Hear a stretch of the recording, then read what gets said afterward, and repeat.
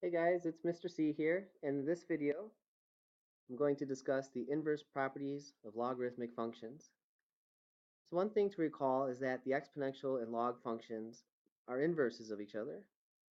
So that means if we were to compose one with the other, and vice versa, the end result should be x. So in essence, these functions more or less cancel each other out. And I'd like to go ahead and illustrate how that fact yields the inverse properties. All right, so we have some composition notation set up. First being f of f inverse of x. We can rewrite this as f of log base a of x. All right, since that's what we're defining f inverse as. Now this function notation tells us to take the base a, and in its power, instead of x, we're plugging in the inverse function, which is log base a of x. All right, now since these two are inverse functions of each other, we know by definition that this should equal x. So in a sense, it's kind of like a and the log base a notations cancel each other out, and this x comes back down on the ground.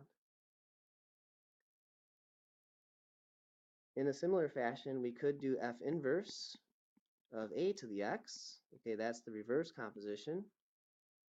And here's how we would write that using the log function.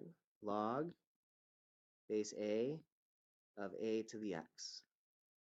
All right, by definition of inverse functions, all right, that should yield x as well.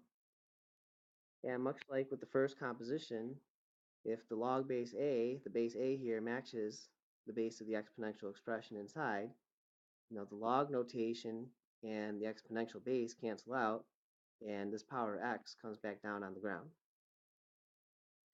And that's the essence of the inverse properties. All right, so here they are officially. A to the power of log base a of x. It's important to note that that's the power on a. The base a, the exponential, cancels the log notation, and this x comes back down on the ground. All right, so a to the log base a of x is equal to x. And similarly, log base a cancels out the exponential base a, and that power of x comes back down on the ground. Or in other words, log base a of a to the x is equal to x. And there you have it, the derivation of the inverse properties of logarithmic function. These will definitely come in handy down the road.